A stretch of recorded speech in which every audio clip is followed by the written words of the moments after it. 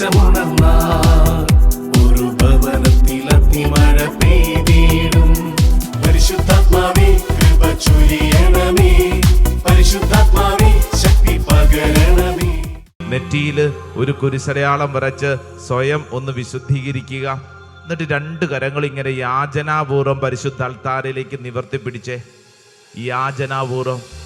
എൻ്റെ പ്രിയപ്പെട്ടവരെ, ഈ നീട്ടിയ കൈകളിൽ നമ്മുടെ കയ്യിൽ ഒന്നുമില്ല, ദൈവം നൽകാതെ ഒന്നുമില്ല. ഇങ്ങനെ 2 കരങ്ങൾ നീട്ടിപ്പിടിച്ചിട്ട് കണ്ണടച്ചേ. കർത്താവേ, അങ്ങയുടെ മുമ്പിൽ ഞങ്ങൾ യാചിക്കുകയാണ്. കർത്താവേ, ഈ ശുശ്രൂഷ സമയത്ത് അങ്ങ് ഞങ്ങളിൽ ഇടപെടണം. ഞങ്ങളുടെ ജീവിത അവസ്ഥ അങ്ങേക്ക് നന്നായി അറിയാം. കർത്താവേ, അങ്ങ് എന്നിൽ ഇടപെടണം. ഈശോയെ, വിചാരിക്കുന്നത് പോലെ പല കാര്യങ്ങളും നടക്കുന്നില്ല. കർത്താവെ, അങ്ങ് ഇടപെടണം. എൻ്റെ ഉള്ളിൽ നിരാശയും ദുഃഖവും ഒക്കെ വരുന്നുണ്ട്. കർത്താവെ, അങ്ങ് ഇടപെടണം. വീട്ടിലെ ചില പ്രശ്നങ്ങളിൽ വല്ലാണ്ട് കുരുങ്ങിക്കിടക്കുവാണ്. കർത്താവെ, അങ്ങ് ഇടപെടണം. സാമ്പത്തികമായ ചില മേഖലകളിൽ വല്ലാത്ത ഞെരുക്കമുണ്ട്. കർത്താവെ, അങ്ങ് ഇടപെടണം. വിദേശത്തൊക്കെ പോകുന്നതിന് വേണ്ടിയുള്ള പല ഒരുക്കങ്ങളും ചിലർ നടത്തിയിട്ട് അതങ്ങ് ശരിയായില്ലല്ലോ, വല്ലാത്ത ഭാരം ഉണ്ടല്ലോ, അതങ്ങ് സമർപ്പിക്ക്. ഈശോയെ, അങ്ങ് ഇടപെടണം. പ്രിയപ്പെട്ടവരെ, ദേ കൈകൾ നീട്ടി കർത്താവിൻ്റെ പക്കലേക്ക് നീട്ടിപ്പിടിക്കുമ്പോൾ നമുക്കൊരു വലിയ വിശ്വാസമുണ്ട്. ക്ലേശകാലത്ത് ദേ നമുക്ക് അഭയമായ ഈ ശുശ്രൂഷ നിന്റെ ജീവിതത്തിൽ നിറവ് നൽകുന്ന അനുഗ്രഹം. നിന്റെ ശൂന്യമായ കൈകളിൽ കർത്താവ് അനുഗ്രഹം നൽകും. നിന്റെ ഈ ശൂന്യമായ കൈകളിൽ കർത്താവ് നൽകും. വിശ്വസിക്കണം. 2 കരങ്ങൾ ഇങ്ങനെ നീട്ടിപ്പിടിച്ച് കണ്ണുകളടച്ച് ഒന്ന് സ്തുതിച്ചേ. യേശുവേ നന്ദി, യേശുവേ സ്തുതി, യേശുവേ ആരാധന എന്നിങ്ങനെ പറഞ്ഞു പറഞ്ഞു പറഞ്ഞ് സ്തുതിച്ചേ. നാവ് തുറന്ന് സ്തുതിച്ചേ. ഈശോയെ എന്ന് വിളിച്ച് സ്തുതിച്ചേ. Hallelujah, hallelujah, hallelujah, hallelujah, hallelujah, hallelujah, hallelujah, hallelujah. യേശുവേ ആരാധന, ആരാധന, ആരാധന, ആരാധന, ആരാധന, ആരാധന, ആരാധന, ആരാധന, ആരാധന, ആരാധന. കൈകൾ കൂപ്പി കണ്ണുകളടച്ച് പരിശുദ്ധ അമ്മയോട് ചേർന്ന് പ്രാർത്ഥിക്കാം. പരിശുദ്ധ അമ്മ ജീവിതത്തിൽ നമ്മളെപ്പോലെ തന്നെ വലിയ വലിയ ദുരിതങ്ങളിലൂടെയും സങ്കടങ്ങളിലൂടെയും കടന്നുപോയ ഒരു സ്ത്രീയാണ്. എന്നാൽ മറിയം എന്ന ആ സ്ത്രീക്ക് കിട്ടിയ ഏറ്റവും വലിയ ബലം, ക്ലേശകാലത്ത് ദൈവത്തിൻ്റെ കൂടാരത്തിൽ അഭയം തേടി. നമ്മളും അതുപോലെ ഒരു തീരുമാനമെടുക്കുകയാണ്. കർത്താവേ, എൻ്റെ ഈ ക്ലേശകാലത്ത് ഞാൻ അങ്ങയിൽ അഭയം തേടുന്നു, ശരണം തേടുന്നു. പരിശുദ്ധ അമ്മയോട് ചേർന്ന് പ്രാർത്ഥിക്കാം. നന്മ നിറഞ്ഞ മറിയമേ സ്വസ്തി, കർത്താവ് അങ്ങയോട് കൂടെ സ്ത്രീകളിൽ അങ്ങ് അനുഗ്രഹിക്കപ്പെട്ടവളാവുന്നു. അങ്ങയുടെ ഉദരത്തിൻ ഫലമായി ഈശോ അനുഗ്രഹിക്കപ്പെട്ടവനാവുന്നു. പരിശുദ്ധ മറിയമേ, തമ്പുരാന്റെ അമ്മേ, പാപികളായ ഞങ്ങൾക്ക് വേണ്ടി ഇപ്പോഴും ഞങ്ങളുടെ മരണസമയത്തും തമ്പുരാനോട് അപേക്ഷിക്കണമേ. ആമേൻ. കുറച്ചു നാളുകൾക്ക് മുമ്പ് ഒരു വാഹനാപകടത്തിൽ ഒരു ജീവിത പങ്കാളി മരിച്ചതിന് ശേഷം ഭാര്യ ഇവിടെ പ്രാർത്ഥിക്കാൻ വന്നു. ഭർത്താവ് അപ്രതീക്ഷിതമായൊരു വാഹനാപകടത്തിൽ മരിച്ചു. ഇതിനുശേഷം ഈ പെണ്ണിന്റെ അവസ്ഥ എന്നാണെന്നറിയാവോ? 2 കുഞ്ഞുങ്ങളുണ്ട്. വീടിൻ്റെ അകത്ത് ഇങ്ങനെ അടങ്ങിയിരിക്കുക. എൻ്റെ ജീവിതം തീർന്നു, ഇനി എന്തിനാണ് ജീവിതം? ആരെനിക്കുണ്ട്? ആർക്കെന്നെ മനസ്സിലാകും? ആരെന്നെ സഹായിക്കും? ദൈവം, ക്രൂരനായ ദൈവം ഞങ്ങളുടെ ജീവിതത്തിൽ നിന്ന് എന്തിനാ ഇയാൾ എടുത്തോണ്ട് പോയെ എന്നിങ്ങനെയൊക്കെ പറഞ്ഞ് മൊത്തം നെഗറ്റീവ്. കുറേ ദിവസങ്ങൾ ഇരുന്ന് കരഞ്ഞു. പക്ഷെ അത് കഴിഞ്ഞിട്ട് ഈ പെണ്ണ് വീട്ടിൽ നിന്ന് പുറത്തിറങ്ങുന്നില്ല. വീട്ടുകാർക്ക് ആകപ്പാട് അസ്വസ്ഥത. കുടുംബം മുന്നോട്ട് നീങ്ങണ്ടേ? 2 കുഞ്ഞുങ്ങളുണ്ടല്ലോ. ഇതെന്താവും അവസ്ഥ? അതുകൊണ്ടാണ് ഈ വീട്ടുകാർ അവളെയും പിടിച്ചോണ്ട് ഇവിടെ കൊണ്ടുവന്നത്. ഞാൻ അവളോട് സംസാരിക്കാൻ തുടങ്ങിയപ്പോൾ അവൾ 100,000 ചോദ്യങ്ങളാണ് ഇങ്ങോട്ട്. അച്ഛാ, അച്ഛനൊക്കെ പ്രസംഗിക്കുന്ന ദൈവം സത്യമാണെങ്കിൽ എന്തുകൊണ്ടാണ് എൻ്റെ ജീവിത പങ്കാളിയെ പെട്ടെന്ന് എടുത്തുകൊണ്ട് പോയത്? ഈ അവസരത്തിൽ ഇങ്ങനെയൊക്കെ സംഭവിക്കാമോ എന്ന് തുടങ്ങി 100,000 ചോദ്യങ്ങൾ. ഇവളുടെ ചോദ്യങ്ങൾക്ക് നമ്മുടെ മുമ്പിൽ, എൻ്റെ മുമ്പിൽ ഒരു ഉത്തരവും ഇല്ല. ഞാനിങ്ങനെ സങ്കടപ്പെടാൻ തുടങ്ങി. ഇവളിങ്ങനെ അസ്വസ്ഥപ്പെട്ടുകൊണ്ട് പറയാണ്, ഇങ്ങനൊരു ദൈവം ഉണ്ടോ? ഈ പള്ളിയും പ്രാർത്ഥനയെ കൊണ്ട് എന്ത് ഗുണം?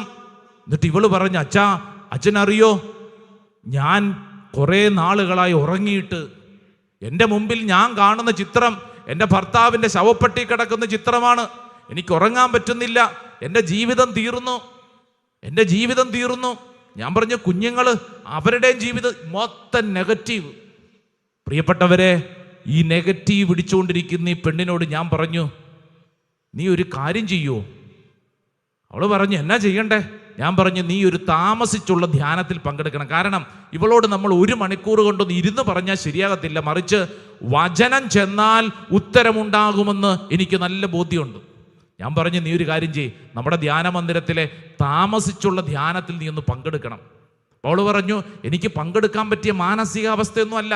ഞാൻ പറഞ്ഞു, നീ ഒന്നും വിഷമിക്കണ്ട, നീ വെറുതെ വന്ന് അവിടെ ഇരിക്കുക. എന്നിട്ട് നീ ഈ അച്ഛന്മാർ ശുശ്രൂഷകരൊക്കെ പറയുന്നത് വെറുതെ കേൾക്കുക, അത്രയും ചെയ്താൽ മതി, കേൾക്കുക. ഇനി നീ ഇവിടെ വന്നിരുന്ന് ഈ ശുശ്രൂഷയിൽ പങ്കെടുത്തോണ്ടിരിക്കുമ്പോൾ കർത്താവ് നിന്നോട് വല്ലതും പറഞ്ഞാൽ നീ ചെയ്താൽ മതി. നീ വെറുതെ വരൂ. നീ ഇങ്ങനെ നിന്റെ വീട്ടിൽ അടച്ചിട്ട മുറിക്കകത്ത് ഇങ്ങനെ ഇരുന്ന് അസ്വസ്ഥപ്പെട്ട് 100,000 ചോദ്യവും ചോദിച്ചുകൊണ്ടിരുന്നു കഴിഞ്ഞാൽ നീ ഭ്രാന്തിയായി മാറും. ഇപ്പൊ തന്നെ വല്ലാത്ത അവസ്ഥയിലാണ്. നീ ഇങ്ങനെ പോയി കഴിഞ്ഞാൽ ഭ്രാന്തിയാവും. അതിനു പകരം നീ എന്ത് ചെയ്യണം? നീ ഇവിടെ വന്നിരുന്ന് നീ ഒന്ന് വചനം കേൾക്കൂ. കർത്താവ് നിന്നെ സ്പർശിക്കും. സ്വരമുയർത്തി പറഞ്ഞ ഹല്ലേലൂയാ, ഹല്ലേലൂയാ, ഹല്ലേലൂയാ, ഹല്ലേലൂയാ. പ്രിയപ്പെട്ടവരെ, ധ്യാനത്തിന് വന്നിരുന്നു. പറഞ്ഞിരുന്ന പോലെ തന്നെ ഈ പെണ്ണ് അനുസരിച്ചു. 2 കുഞ്ഞുങ്ങളെയും കൊണ്ടാ വന്നത്. ഈ ഭർത്താവിൻ്റെ അമ്മേനെ കൂട്ടിക്കൊണ്ട് ഇവരൊരു 4-5 പേര് ഒരുമിച്ച് വന്നു.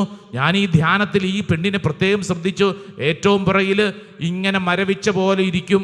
എന്തെല്ലാം പറഞ്ഞിട്ടും ഈ പെണ്ണിൻ്റെ തലയ്ക്കകത്തോട്ട് ഒന്നും കേൾക്കുന്നില്ല. ഞാൻ ആ ശുശ്രൂഷകരോടൊക്കെ പറഞ്ഞിരുന്നു, ആരും ശല്യപ്പെടുത്തണ്ട, അവളവിടെ ശാന്തമായിട്ട് ഇരുന്നോട്ടെ. ഇവളവിടെ വെറുതെ ഇരിക്കും, ജീവച്ചവം പോലെ ഇങ്ങനെ ഇരിക്കുവാണ്.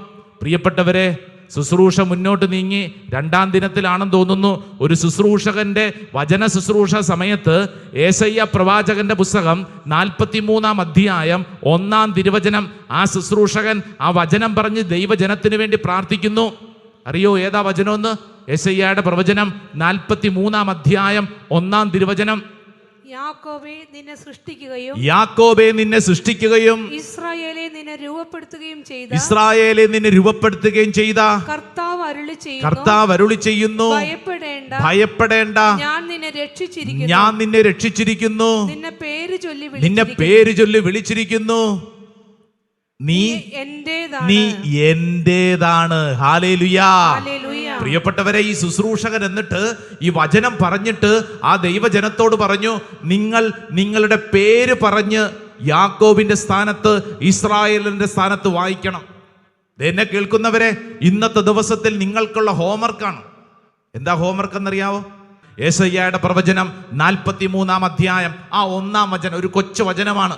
ആ വചനത്തിൽ നിങ്ങളുടെ പേര് പറഞ്ഞ് പ്രാർത്ഥിക്കണം. നിങ്ങളൊന്ന് വിശ്വസിക്കണം. ഈ പെണ്ണ്, ഈ ശുശ്രൂഷകൻ പറഞ്ഞതനുസരിച്ച് ബൈബിൾ എടുത്ത് വളരെ യാന്ത്രികമായി, യാക്കോബെ നിന്നെ സൃഷ്ടിക്കുകയും ഇസ്രായേലെ നിന്നെ രൂപപ്പെടുത്തുകയും ചെയ്ത കർത്താവ് അരുളി ചെയ്യുന്നു, ഭയപ്പെടേണ്ട, ഞാൻ നിന്നെ പേര് ചൊല്ലി വിളിച്ചിരിക്കുന്നു, നീ എന്റേതാണ്. ആ യാക്കോബിന്റെ സ്ഥാനത്ത് ആ പെൺകുട്ടി അവളുടെ പേര് പറയാൻ തുടങ്ങി. എന്റെ പ്രിയരെ, സംഭവിച്ച കാര്യം, ഇതിങ്ങനെ വായിച്ചു കൊണ്ടിരിക്കുമ്പോൾ ഇവളുടെ കണ്ണിൽ നിന്ന് കുടുകുടാ കണ്ണുനീരിങ്ങനെ വീഴാൻ തുടങ്ങി. നീണ്ട നാളുകളായി ഭർത്താവ് മരിച്ചതിന്റെ അപകടത്തിന് ശേഷം കരഞ്ഞുകൊണ്ടിരുന്ന പെണ്ണ് ഈ കർത്താവിന്റെ മുമ്പിൽ ഇരുന്ന് ഈ വചനം വായിച്ചപ്പോൾ പൊട്ടിക്കരഞ്ഞു. എന്നിട്ട് ഈ പെണ്ണിന്റെ ഉള്ളിലേക്ക് ഈ വചനം അങ്ങ് ശക്തമായിട്ട് പതിച്ചു. യാക്കോബെ നിന്നെ സൃഷ്ടിക്കുകയും ഇസ്രായേലെ നിന്നെ രൂപപ്പെടുത്തുകയും ചെയ്ത കർത്താവ് അരുളി ചെയ്യുന്നു, നീ ഭയപ്പെടേണ്ട, നിന്നെ പേര് ചൊല്ലി വിളിച്ചിരിക്കുന്നു, നീ എന്റേതാണ്. പ്രിയപ്പെട്ടവരെ, കരഞ്ഞ് വിലപിച്ച് നാളുകളായി വിഷമത്തിലിരുന്ന ഈ പെണ്ണിന്റെ ഉള്ളിലേക്ക് വലിയൊരു ബോധ്യം, ഞാൻ എൻ്റെ കർത്താവിൻ്റെതാണ്, കർത്താവ് എന്നെ പേര് ചൊല്ലി വിളിച്ചിരിക്കുന്നു, ഞാൻ ഭയപ്പെടേണ്ട. പ്രിയപ്പെട്ടവരെ, സംഭവിച്ച കാര്യം പറയട്ടെ. ആ വചന ശുശ്രൂഷയ്ക്ക് ശേഷം ഈ പെൺകുട്ടി വന്നിട്ട് പറഞ്ഞു, അച്ഛാ, എൻ്റെ ജീവിതത്തിൽ ചില മാറ്റങ്ങൾ എൻ്റെ കർത്താവ് ആഗ്രഹിക്കുന്നു. ഹല്ലേലൂയാ. അത്രയും ദിവസം പറഞ്ഞുകൊണ്ടിരുന്നത് ഇനി പ്രാർത്ഥിക്കത്തില്ല, ദൈവമില്ല, ദൈവം ക്രൂരനാണെന്ന് പറഞ്ഞുകൊണ്ടിരുന്ന പെണ്ണ് വചനം വായിച്ചു കൊണ്ടിരുന്നപ്പോൾ ആ മനസ്സിലേക്ക് വചനം ശക്തമായിട്ട് കടന്നു വന്നു.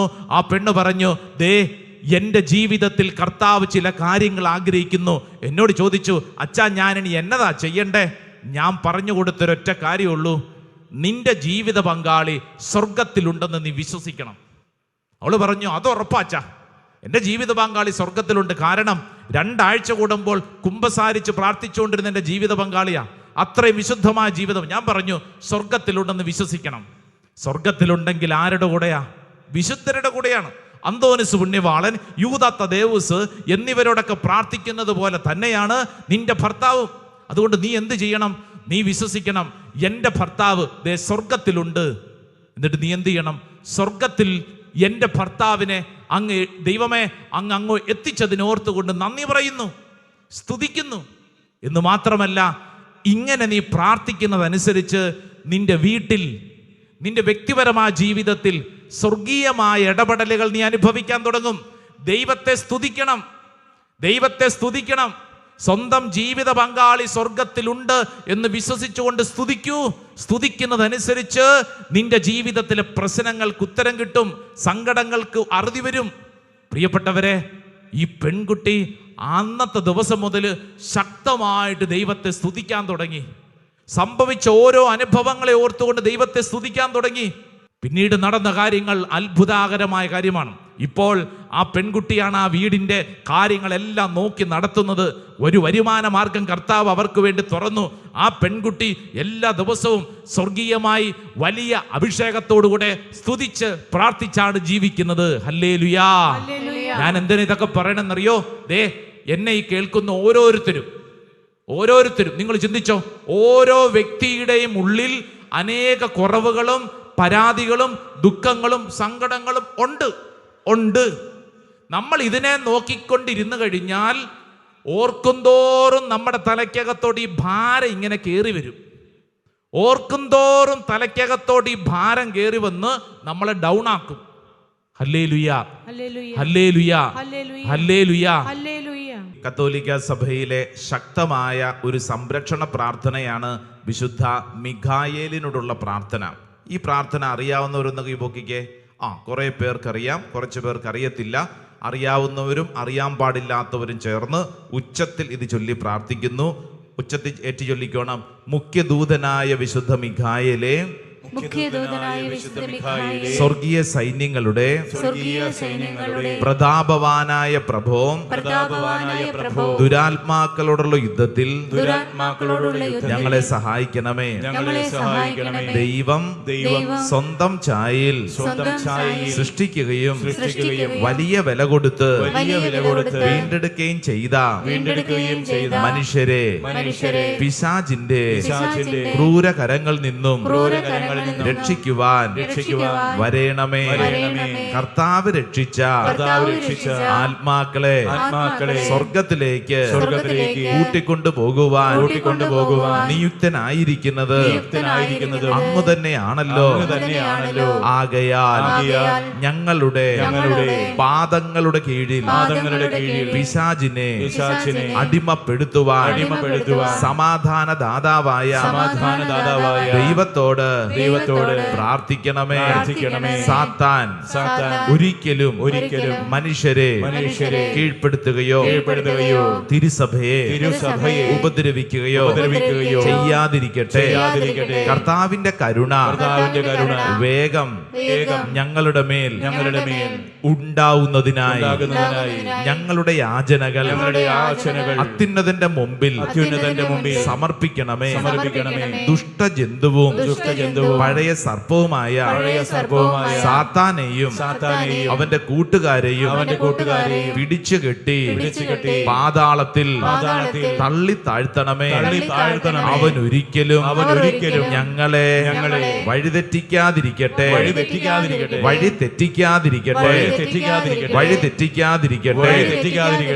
ആമേൻ, ആമേൻ, ആമേൻ, ആമേൻ. എൻ ദേശമുണർന്നാൽ ഒരു ഭവനത്തിൽ അഗ്നിമഴ